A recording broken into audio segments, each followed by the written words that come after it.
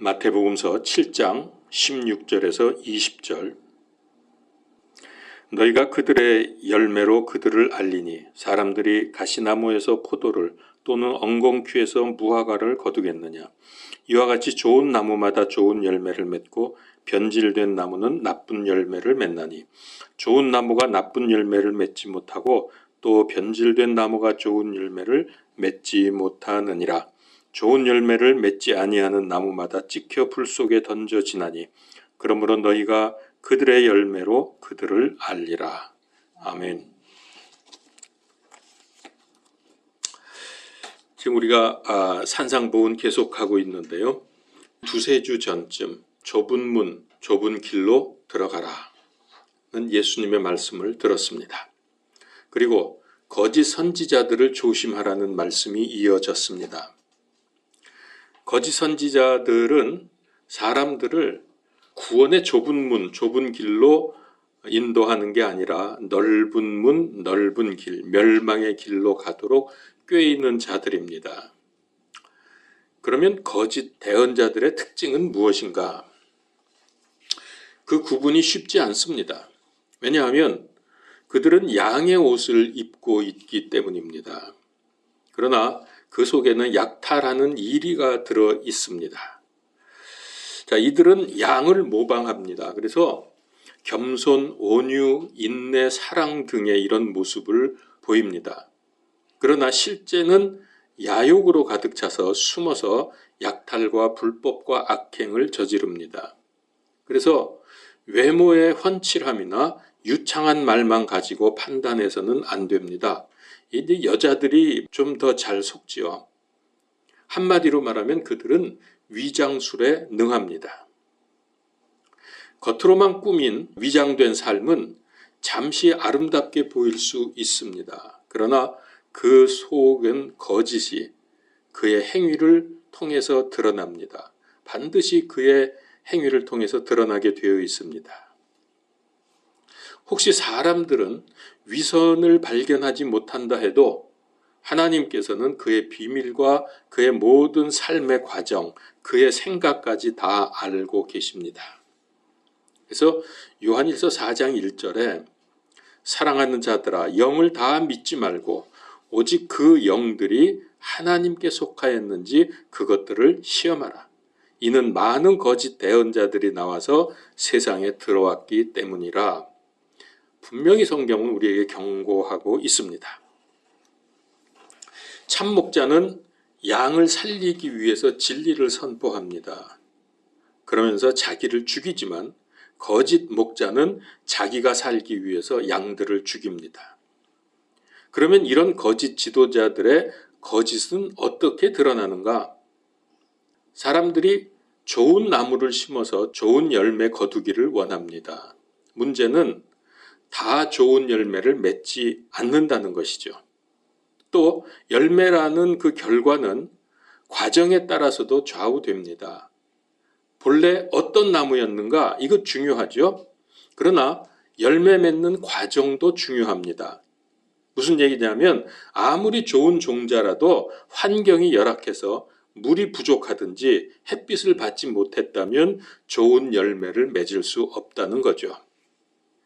처음에는 하나님의 부르심에 응답해서 바른 사역을 하다가 그러니까 좋은 나무로 시작을 했는데 이 악한 자의 꾀임에 빠졌든지 아니면 끊임없이 환경이 좋지 않아서 힘들었든지 또는 끊임없이 불법이 저질러지는 현장에서 있다가 결국 무너지는 경우도 있습니다. 견디지 못하고 무너지죠. 그래서 겉으로는 겸손과 온유와 사랑과 그런 모습을 보이지만 그 속은 흉악한 늑대로 변질되어 있는 경우도 있다는 거죠. 자, 또 오늘 말씀을 대언자들이라고 했기 때문에 이게 지도자들에게만 해당되는 얘기가 아니라 일반 성도님들에게도 이 말씀을 확장 적용해야 한다는 것입니다. 성도들도 당연히 믿음 생활, 교회 생활을 통해서 포도 혹은 무화과 등의 좋은 열매를 맺어야 하기 때문입니다. 만일에 믿음 생활을 하면서 결과적으로 가시와 엉겅퀴를 내게 되면 그는 실패한 믿음 생활, 실패한 교회 생활을 한 것입니다. 그래서 요한일서 3장 10절에 이로써 하나님의 자녀들과 마귀의 자녀들이 드러나나니 누구든지 의를 행하지 아니하는 자나 자기 형제를 사랑하지 아니하는 자는 하나님께 속하지 아니하느니라. 그래서 이 말씀은 근본적으로 하나님의 창조의 법칙에서 비롯됩니다. 좋은 나무에서 좋은 열매가 나오고 나쁜 나무에서 나쁜 열매가 나오지요. 이건 당연한 겁니다. 콩 심었는데 팥이 나올 수 없습니다. 왜 그러죠? 그 창세기 1장 11절에 하나님께서 이르시되 땅은 풀과 씨 맺는 채소와 자기 종류대로 열매 맺는 과일나무 곧 열매 속에 씨 있는 과일나무를 땅에서 내라 하시니 그대로 되어 이 풀과 종류대로 씨 맺는 채소와 종류대로 열매 맺는 나무 곧 열매 속에 씨가 있는 나무를 내니라. 하나님께서 보시기에 좋았더라. 종류대로 그 종류에 맞추어서 열매를 내도록 말씀하셨기 때문에 이거 하나님의 창조의 법칙입니다. 이거 어길 수가 없습니다. 근데 이거는 동물계에도 그대로 적용이 됩니다. 창세기 1장 25절에 하나님께서 땅의 짐승을 그것의 종류대로, 가축을 그것의 종류대로, 땅에서 기는 모든 것을 그것의 종류대로 만드시니라. 하나님 보시기에 좋았더라. 다 그 종류대로 되는 거예요. 다른 종류가 나올 수 없습니다. 그런데 인간은 참 이상합니다. 이 법칙을 거스르려고 무척이나 애를 씁니다. 사람에게서 사람이 나오지 원숭이에게서 사람이 나오지 않습니다. 하나님 믿지 않는 사람들은 원숭이에서 사람이 나오고 또 더 거슬러 올라가면 아메바에서 사람이 나왔다고 굳게 믿고 있습니다. 이게 무슨 말입니까? 불신자들에게 당신 조상은 원숭이요, 더 나가면 아메바요 하면은 그렇다고 수긍을 합니다. 그런데 만약에 당신은 창조주 하나님께서 하나님의 형상으로 지으셨소 하면은 반대하고 공격합니다. 이게 왜 그러냐? 이 거짓은 가장 많은 영향력을 미친 게 악한 학교 교육 때문에 그렇습니다. 학교에서 그렇게 배우거든요. 그러나 성경은 분명히 말씀하십니다. 창세기 1장 26절에서 27절이죠. 하나님께서 이르시되 우리가 우리의 형상으로 우리의 모양에 따라 사람을 만들고 그들이 바다의 물고기와 공중의 날짐승과 가축과 온 땅과 땅에서 기는 모든 것을 지배하게 하자 하시고 이처럼 하나님께서 자신의 형상으로 사람을 창조하시되 하나님의 형상으로 그를 창조하시고 그들을 남성과 여성으로 창조하시니라. 이 하나님의 법칙은 신약에서도 말씀을 하고 있습니다. 갈라디아서 6장 7절인데요. 속지 말라. 하나님은 조롱당하지 아니하시나니 사람이 무엇을 심든지 또한 그것을 거두리라. 심은 그대로 걷는 거예요. 그러니까 사랑을 심으면 사랑을 거두고 미움을 심으면 미움을 거둡니다. 가정에서 부모가 늘 싸우면 그 열매는 자신뿐만 아니라 자녀들에게서 거둡니다. 자녀들이 불안해하고 분노합니다. 반대로 부모가 사랑과 화목으로 관계를 하게 되면 아이들도 사랑하고 이해하고 용서의 사람이 됩니다. 정서도 안정이 됩니다. 그러니까 종류대로 거둔다는 것, 심은 대로 거둔다는 것은 변함없는 진리입니다. 이 간단하고 당연한 이치를 거스르기 때문에 이 세상이 시끄러운 겁니다. 우리 믿음 생활도 예외일 수 없습니다. 하나님 성경 말씀대로 살면 성경에서 약속하신 그 복을 누리게 됩니다. 그리고 상도 받습니다. 영혼 육의 풍요로움을 누리게 됩니다. 그러면 문제가 와도 하나님의 능력으로 감당해 나갈 수 있습니다. 그런데 말씀을 알아도 아무리 설교를 들어도 꿈쩍하지 않고 자기 생각대로만 한다면 그건 사탄의 먹잇감이 될 것입니다. 말씀 알고 말씀에 순종하는 것, 이것이 최고의 믿음 생활 아닙니까?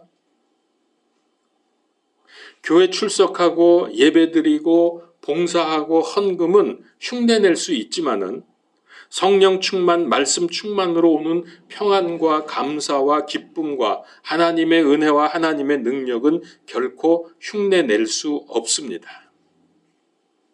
제가 중국 신학원에서 강의할 때 강의 중에 복음의 가장 기본적인 내용들을 강의하고 나서 여기와 연결되는 그런 성경 구절들은 몇 절 정도는 외우고 있어야 된다. 그렇게 말을 하면서 이제 그 중요한 성경 구절들을 알려줬습니다. 이제 그리고서 휴식 시간이 되었는데 다른 때 같으면 화장실 가고 뭐 바닥에 앉아 있으니까 그 바닥에 앉아 있는 거 허리 아프고 힘들죠. 바닥에 있으면. 저는 특별히 더 그 바닥에 잘 못 앉는데 그러니까 일어나서 기지개도 켜고 서로 말도 하고 이래야 되는데 다들 꼼짝 안 하고 쉬는 시간대도 움직이지 않고 계속 뭐라고 중얼중얼 그러고 있는 거예요. 그래서 제가 화장실을 갔다 왔는데 여전히 그러고 있어요. 그래서 그 통역하는 조선족한테 저 사람들 왜 저러냐?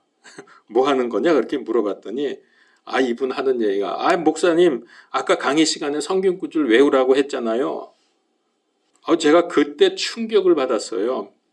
내가 그렇게 하라고 말을 해놓고 그렇게 그대로 하는 사람들이 제가 이상하게 보였던 거예요. 근데 이제 제가 한국 사람들은 이제 그 교사가 그렇게 말을 하면은 그러거나 말거나 쉬는 시간 마음껏 누리고 뭐 외우고 안 외우고는 집에 가서 결정을 하는데 대부분 안 하거든요. 그게 우리나라 사람이고 또 거기에 저는 익숙해져 있으니까 그러니까 우리나라의 그 비정상적인 사람들이 저는 정상인 줄 알았고 중국의 정상적인 사람들이 비정상적으로 보였다는 게 저를 몹시 창피하게 만들었습니다. 그때는 시진핑 시절이 아닙니다. 그때 누구였냐면 후진타오. 이름을 기억하시는지 모르겠는데 후진타오 시절의 얘기예요. 시진핑이 들어오면서부터 중국 사람들이 많이 망가졌죠. 이제는 굉장히 비정상이 됐는데 후진타오 때만 해도 안 그랬거든요. 중국이. 우리나라 사람들이 뭐 중국에 가서 사업한다 어쩐다 이러면서 왕래도 많이 했고 그 김에 저도 자주 중국에 갔었고 이제 이러다 보니까 사실 좋았었는데 이거 이상하게 시진핑 들어오면서부터 중국이 망가지는데 지금 완전히 전 세계 사람들이 거의 다 싫어하죠. 우리 한국의 이상한 사람들만 좋아하고 중국을 맨날 쎄쎄한다 그러고. 믿음 생활은 심은 대로 거둔다는 말씀 그대로 된다는 것을 명심하시고 그러니까 여러분 무엇보다도 영적 생활을 우선순위로 두고 게을리하지 마십시오. 여러분 제가 이거 좀 설명을 드릴게요. 심은 대로 거둔다는 말이요. 여러분 굉장히 우리에게 소망이 넘치고 은혜로운 말입니다. 왜 그러냐 하면 내가 한 대로 그대로 거두니까 내가 믿음 생활 잘하고 영적 생활하면서 하나님과 친밀한 교제 속에서 살았다고 하면 여러분 그걸 그대로 거두는 거예요. 이 땅에서도 물론 하나님이 지켜주시고 인도하시지만 이후에 우리가 심판석에서 하나님께 칭찬받고 큰 상급을 누리게 됩니다. 심은 대로 거두니까. 근데 이 말씀은 심은 대로 거둔다는 이 말씀은 굉장히 무서운 말씀입니다. 교회는 다니면서 하나님과 교제도 없고 말씀에 관심도 없고 말씀대로 살지도 않고 그렇게 되면 여러분 이 말씀이 얼마나 무서운 말씀이 됩니까? 심은 대로 거두기 때문에 엄청나게 하나님 앞에 혼날 겁니다. 하나님이 혼내시면은 우리 인간이 생각하는 거하고 달라요. 하나님이 복 주시면은 그것도 우리가 생각하는 정도가 아니에요. 엄청난 복을 누리는데 하나님한테 혼나면 이거는 굉장한 겁니다. 우리가 지금 생각하는 걸 쉽게 생각하시면 안 돼요. 그래서 이 말씀은 소망스럽고 은혜도 되지만은 무서운 경고이기도 합니다. 자, 오늘 말씀 15절에서 보듯이 거짓 대언자들, 그들을 분별하는 방법이 뭐냐? 자, 대언자 그러면 좀 우리하고 동떨어진 느낌이 들죠. 뭐 요즘에 대언자라고 불리는 사람이 별로 없으니, 뭐 주장하는 사람은 있어요. 자기가 하나님의 대언자라고, 선지자라고 주장하는 사람은 있는데 사실 우리와는 좀 동떨어진 느낌이 듭니다. 그러니까 그 대언자라기보다는 뭐 거짓 지도자 혹은 거짓 선포자, 좀 더 적나라하게 말하면 거짓 목사, 거짓 교수, 뭐 이렇게 생각을 하시면 되겠습니다. 그런데 이 말씀은 성도들에게도 적용이 된다고 제가 말씀을 드렸죠. 근데 구원받은 사람 중에도 두 종류가 있습니다. 영적인 그리스도인, 육적인 그리스도인. 열매를 보면 알 수 있습니다. 자, 성경에 여러분 잘 아시는 대로 아나니아와 삽비라 부부, 헌금 좀 속여 먹었다가 즉사하지 않았습니까? 부부간에. 육적인 그리스도인입니다. 또 고린도 교회 성도들은 파당을 지어 싸우고 은사 자랑하고 세상 법정에 서로 고소하고 심지어 세상에서도 찾기 힘든 음행을 저질렀습니다. 이게 다 육적인 그리스도인들의 모습을 우리가 볼 수 있는 거죠. 그러니까 구원은 받았지만은 육의 열매를 맺었습니다. 실패한 삶입니다. 조심할 거는 근데 거짓 지도자들은 아예 처음부터 구원받지 못한 사람들입니다. 그들의 속에는 약탈하는 늑대가 들어있다 그랬죠. 19절을 보십시오. 좋은 열매를 맺지 아니하는 나무마다 찍혀 불 속에 던져지나니. 여러분, 이 불 속은 구원받았는데 징계받는 그런 얘기가 아닙니다. 이거는 지옥불을 말합니다. 그러니까 애초부터 구원받지 못한 사람이 양의 탈을 쓰고 나와서 사람들을 미혹하는 거죠. 나이가 50이 넘으면 자기 얼굴에 책임을 져야 된다는 말이 있습니다. 이건 얼굴이 본래 잘생긴 사람, 못생긴 사람 그런 걸 말하는 게 아니라 사람이 한 50년 정도를 살았는데 감사와 기쁨과 사랑의 삶을 산 사람하고 50년 동안 불평하고 원망하고 분노하고 절망하고 미워하고 이렇게 산 사람의 얼굴이 그 살아온 대로 분위기와 느낌이 얼굴에 드러난다는 말입니다. 오늘 말씀대로 하면은 그거를 이렇게 표현했어요. 그 열매를 보아 그를 알 수 있다 그랬죠. 그러니까 그 열매가 얼굴에 드러난다는 거죠. 16절에 너희가 그들의 열매로 그들을 알리니, 여기서 안다는 말씀, 그들을 알리니 그랬죠. 기노스코. 여기에 접두사 에피가 붙어 있어요. 그건 뭐냐면은 완전히 안다는 뜻이에요. 그러니까 열매를 보면 그 사람을 정확히 완전히 알 수 있다는 뜻입니다. 우리는 열매를 말하면 좀 주눅이 들죠. 성경을 우리는 머리로 아는데 그 말씀을 실행해서 열매 맺는 삶이 되지 않기 때문에 자꾸 열매 얘기하고 행함 얘기를 하면 뭔지 모르게 주눅이 듭니다. 근데 이게 왜 이렇게 힘들죠? 좀 말씀대로 살려고 하는데 왜 힘듭니까? 그거는 실천할 마음이 없어서 그런 게 아니에요. 다 하고 싶어 합니다. 정상 그리스도인이라면 말씀대로 살고 싶어 합니다. 그런데 막상 실천을 하려고 하면 이런 생각 저런 생각이 드니까 지금은 말고 나중엔 내가 할 거야 하고 자꾸 미루다 보면은 못하는 거예요. 나중에도 안 돼요. 이게 무슨 말이냐면 우리가 믿고 마음은 행하고 싶은데도 본질상 진노의 자녀의 틀을 벗어나지 못했기 때문에 생각과 핑계를 이기지 못해서 행함이 없다는 겁니다. 좀 더 다시 말하면은 근본 내면의 변화를 이루지 못했기 때문입니다. 자, 일단 좋은 열매를 맺으려면은 나무 자체가 좋아야 합니다. 나쁜 나무가 아무리 결심하고 용을 써도 좋은 열매는 맺어지지 않습니다. 이 말씀대로 16절에서 18절 너희가 그들의 열매로 그들을 알리니 사람들이 가시나무에서 포도를 또는 엉겅퀴에서 무화과를 거두겠느냐. 이와 같이 좋은 나무마다 좋은 열매를 맺고 변질된 나무는 나쁜 열매를 맺나니. 자, 그러면은 우리는 본질상 진노의 자녀들이니까 이건 좋은 나무입니까? 나쁜 나무입니까? 나쁜 나무죠. 우리 태어나면서부터 죄인이에요. 악한 속에서 태어났어요. 아주 나쁜 나무입니다. 그런데 나쁜 나무가 용쓰고 노력한다고 좋은 나무가 되냐고요. 그러면 결국 어떻게 됩니까? 우리는 어떤 경우에도 좋은 열매를 맺을 수 있다, 없다? 없다.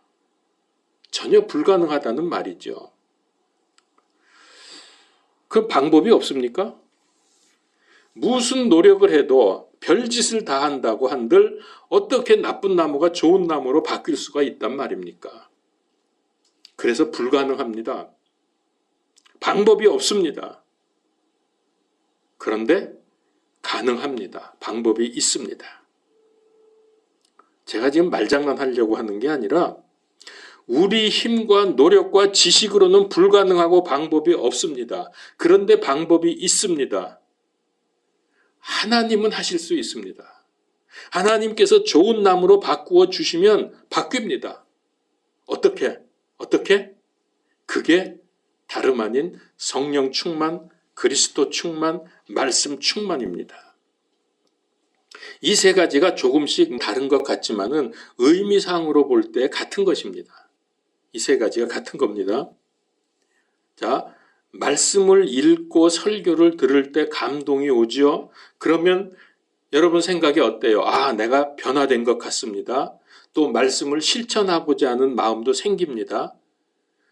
그런데 나의 속사람이 변화되지 않으면 그것은 한순간의 결심일 뿐이지 지속되지 않는다는 거예요.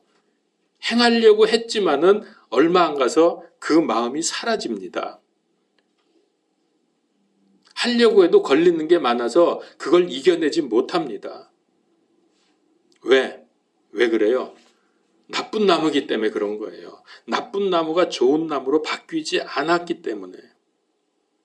그래서 이렇게 말씀하십니다. 누가복음서 6장 45절.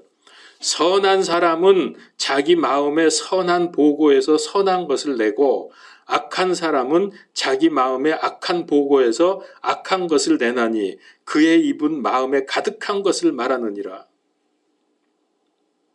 그리스도의 영, 성령으로 채워지지 않았는데 어떻게 하나님이 원하시는 실천적인 삶을 살 수 있습니까?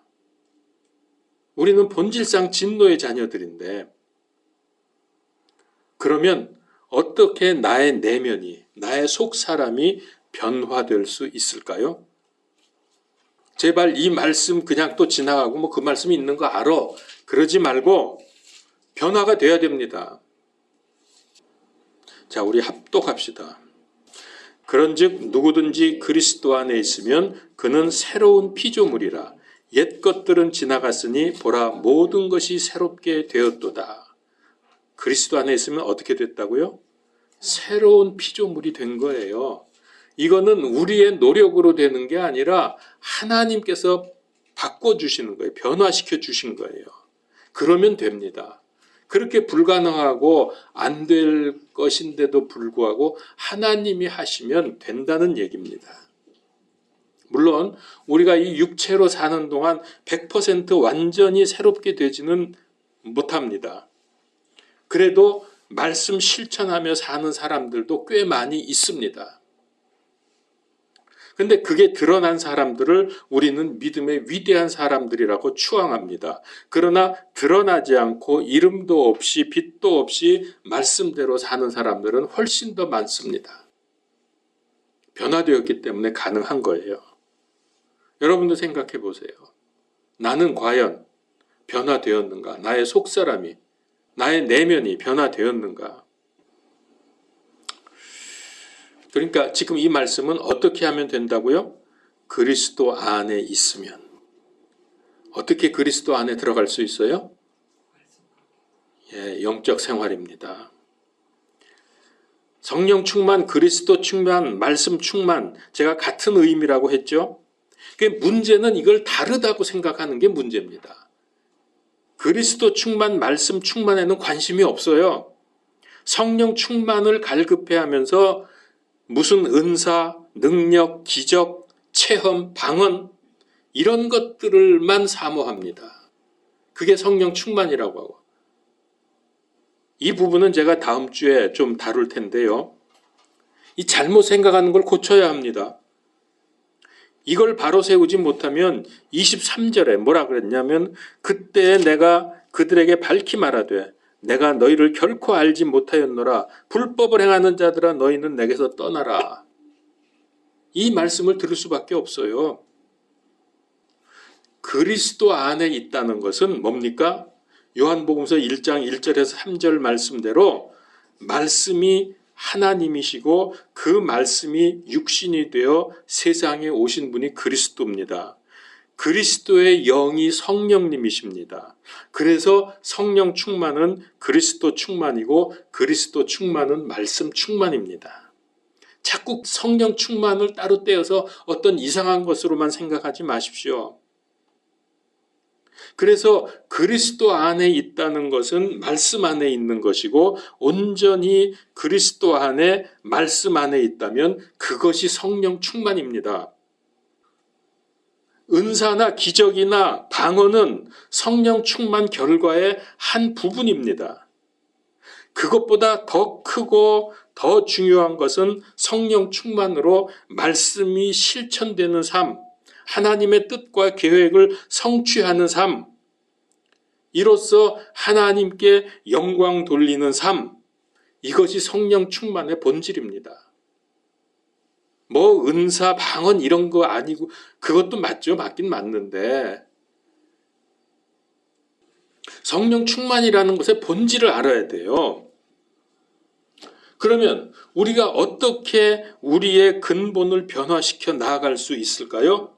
결국 말씀 충만입니다. 그리스도 충만입니다. 성령 충만입니다. 그러기 위해서 신기한 지표 따라다녀요? 뭐 능력 행한다고 떠드는 사람들 앞에 가서 안수기도 받을 거예요? 그걸 원한다면 날마다 성경 읽고 묵상하고 배워야 합니다. 그게 말씀 충만이고 그리스도 충만이고 성령 충만입니다. 그리고 깨닫게 된 말씀을 삶에서 실행하도록 기도와 간구로 응답을 받는 것입니다.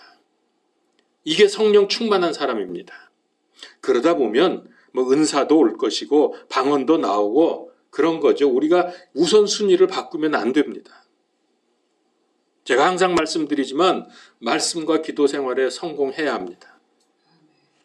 이게 영적 생활이고 하나님의 뜻을 이루고 하나님께 영광 돌리고 믿음 생활에 성공하는 유일한 최고의 길입니다. 그래서 제가 늘 설교 마지막에는 결론이 영적 생활로 계속 나오는데 여러분 그거 맨날 듣는 얘기 또 했다 이러지 마시고 하셔야 돼요. 기도하겠습니다. 하나님, 이제는 우리가 옛 사람, 옛 생활, 본질상 진노의 자녀의 모습을 벗어버리고 그리스도 안에서 새로운 피조물로 거듭나서 여기에 걸맞는 삶을 살기 원합니다. 인도하여 주시옵소서. 영적 생활이 정말로 되게 하여 주시옵소서. 예수 그리스도 이름으로 기도하옵나이다. 아멘.